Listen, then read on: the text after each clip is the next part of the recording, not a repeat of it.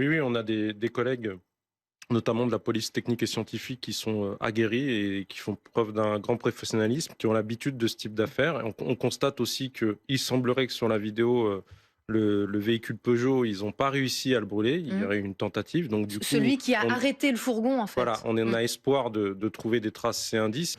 On va surtout se concentrer sur les proches au niveau des Mmh. investigations. C'est ça qui va être Mmh. très important. Les complicités éventuelles. Mmh. Je sais qu'en niveau police, on aide nos camarades gendarmes et on a déclenché l'ensemble des BRI Mmh. nationales pour justement faire travailler nos réseaux et essayer de remonter le maximum d'informations Mmh. pour essayer de retrouver les malfaiteurs, Mmh. les assassins, pardon, Mmh. et puis l'évader. C'est toujours un handicap qu'il y ait plusieurs individus parce que vous avez, comme vous l'avez dit, il y a plusieurs enquêtes qui vont être en cours.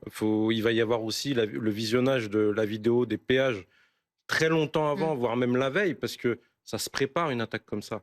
Donc la veille, l'après, le pendant, on va enquêter sur chaque vidéo, chaque personne qui sont passées sur le péage. C'est un travail très minutieux. Il va y avoir plusieurs enquêtes sur les fugitifs, sur les contacts de l'évadé, et puis sur son entourage, sur les enquêtes en cours aussi, parce que s'il a été évadé, il doit y avoir un mobile pour qu'on l'aide à s'évader et puis qu'on s'en prenne comme ça à mes collègues de l'administration Mmh. pénitentiaire, c'est qu'il doit y avoir une nécessité et un mobile qu'on doit identifier. J'ai envie de vous dire avec un peu d'insolence, bienvenue en France.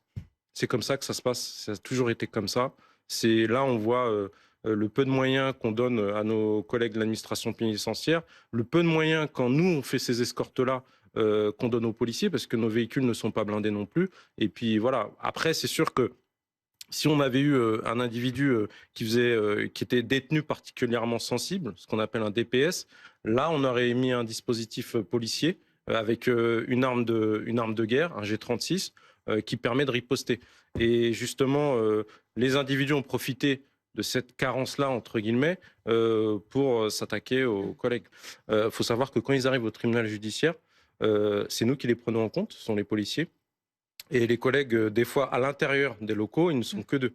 Il faut savoir que ces tribunaux judiciaires sont renforcés par Mmh. les effectifs de police Mmh. secours. Et c'est là où Mmh. j'espère que je me mêle pas du tout des négociations, mais j'espère qu'on va pas encore nous utiliser en tant que police de l'actualité, parce que les polices secours, leur priorité, c'est aussi d'intervenir chez les femmes qui se font Mmh. battre par leur mari sur les Mmh. rixes, et on peut pas déséquiper une circonscription entière pour aller sécuriser un détenu. C'est très compliqué pour nous. En termes d'effectifs, on n'a pas les moyens.